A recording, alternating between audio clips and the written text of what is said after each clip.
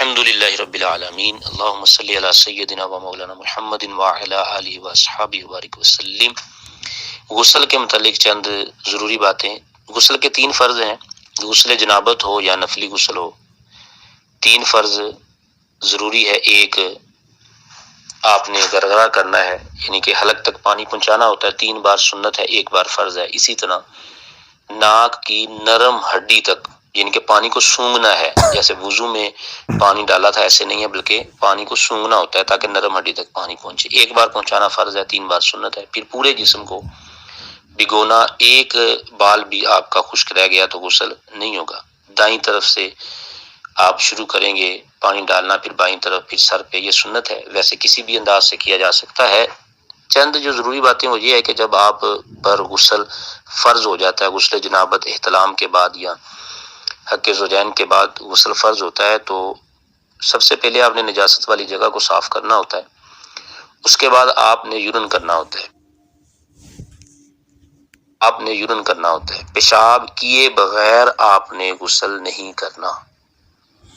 اگر بغیر پیشاب کیے آپ نے غسل کیا اور اس کے بعد آپ کو پیشاب آیا تو اس میں اگر منی کے قطرے ہوئے تو آپ پہ غسل دوبارہ واجب ہو جائے گا۔ اس لیے پہلے پیشاب کرنا تاکہ جو قطرے جسم کے اندر ہیں وہ آسانی سے نکل جائیں، پھر آپ غسل کریں، نجاست والے حصے کو دھوئیں، اس کے بعد ہاتھ دھوئیں، اس کے بعد آپ گرگرہ کریں 3 بار منہ کو اوپر کر کے تاکہ حلق تک پانی پہنچے، پھر آپ نے نرم ہڈی تک، پھر آپ نے پورے جسم کو بھگونا ہے۔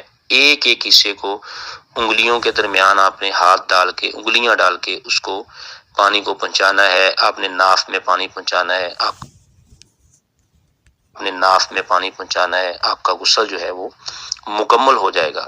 غسل اگر مکمل نہیں ہوگا تو ظاہر بات ہے پھر آپ جب تک کوئی نماز نہیں پڑھ سکتے، اس کے بعد وضو کریں گے، وضو نہیں ہوگا، تو غسل بڑا ضروری ہے۔ غسل کی بڑی ہی احتیاط آپ کو کرنی پڑے گی، اچھے طریقے سے، تیزی کے ساتھ، جلدی کے ساتھ کرنے کی ضرورت نہیں ہے۔